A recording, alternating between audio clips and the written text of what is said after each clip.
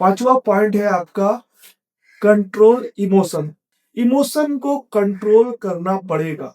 Emotion को control करने का मेरा सबसे सिंपल सा मतलब ये है कि सपोज किसी ट्रेड में आप एंटर होते हो और ट्रेड आपके फेवर में 10% चला जाता है और देन वहां से वो यूटर्न लेता है, तो आपके अंदर फियर आता है कि भाई यहाँ पे तो मुझे 5,000 मिल रहा है, तो मैं यहाँ पे एग्जिट करके निकल जाता हूँ। लेकिन आपका जो टारगेट है वो सपोज मान के चलो 10,000 में है, 20,000 में है, और उसका वो 10% ही जाता है वो ट्रेड, और वहां से वो यूटर्न मारने लगता है।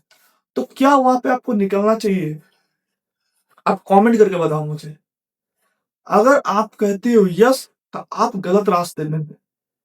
आपको वहां नहीं निकलना चाहिए। वही इमोशन है। मार्केट हमेशा डर और साहस का ही गेम है। जो डर गया वो 5,000 का लॉस लेके निकल जाता है, और जो नहीं डरा वो अपना स्टॉप लॉस पे, अपने टारगेट पे स्टिक रहता है। और उसे आप जैसे यू टर्न दिख रहे हो, आप निकल गए हो यहाँ पे, लेकिन वो ट्रेड फिर से वहां से थोड़ा सा टाइम स्पेंड करके देन फिर वो वहां पे चला जाएगा जहां पे आपका टारगेट था। तो यही होता है ट्रेडिंग में भाई। यहाँ पे आपको इमोशन के साथ ट्रेड नहीं करना है। आपको मेरा जो बताया हुआ पिछला 3-4 पॉइंट है पीछे का, उसको फॉलो करो तो आपको पता चलेगा कि वहाँ पे आपको डिसिप्लिन और स्ट्रेटजी काम करता है। इमोशन जैसे ही आपका आता है तो आपको डिसिप्लिन और स्ट्रेटजी के बारे में सोचना चाहिए कि मेरा डिसिप्लिन क्या है, कि मैंने जब ट्रेड लिया है तो मेरा स्टॉप लॉस का ये एरिया है और ये मेरा टारगेट का एरिया है। तो जब तक मार्केट या तो यहाँ ना आ जाए या तो यहाँ ना आ जाए, मैं यहाँ से नहीं निकलूंगा, क्योंकि बार बीच में आपको मार्केट बहुत डराएगा। जब उसको मूव करना रहता है ना, तो वो बार बार डराते रहता है।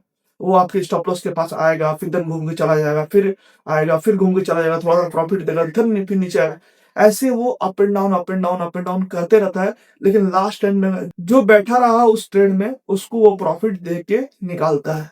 लेकिन जो बीच में घबरा जाता है कि भाई मेरा तो टारगेट था 10,000, अभी तो मिल रहा है मुझे 4,000 5,000, तो मैं निकल जाता हूँ। लेकिन नहीं भाई, आपका टारगेट ही 10,000 रुपया है और आपका स्टॉप लॉस ही 1,000 का है, 2,000 का है, तो आप स्टॉप लॉस देने में ज्यादा इंटरेस्ट इंटरेस्ट दिखाओ ना।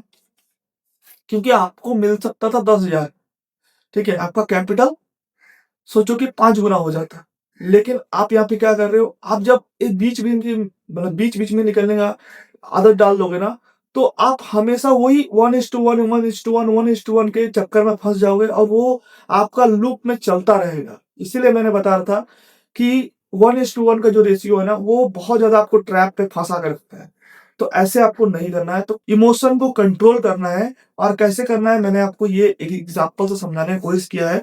तो उसे आप जरूर करते रहो। एक चीज पॉइंट और है, फेयर में तो आपको बता दिया मैंने कि आप बीच में निकल जाते हो।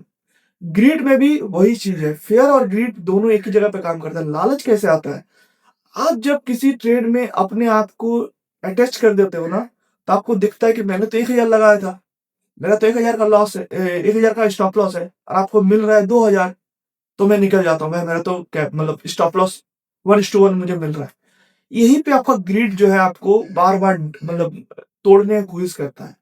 मार्केट जब अब किसी को 10,000 देने का रहता है ना, तो बहुत किसी को 200 500 700 1,000 में दे के निकाल देता है, क्योंकि उसको पता है कि 1,000 मैं कल उससे टाल लूंगा। लेकिन आज मैं अगर उसे 10,000 दे देता हूँ ना, तो उसे मुझे टालने में कम से कम 1 सप्ताह 10 दिन लगेगा। और ऐसा हो ही नहीं सकता कि 10 ट्रेड में आपका 10 ट्रेड गलत चला जाए। तो सिंपल सा फंडा है। इस चीज को अगर आप नोट कर लेते हो तो आपको ये बहुत ज्यादा हेल्प कर सकता है। पांचवा पॉइंट का सार क्या है कि अगर आपका माइंड कंट्रोल में नहीं है, तो आपका प्रॉफिट भी आपके कंट्रोल में नहीं रहेगा।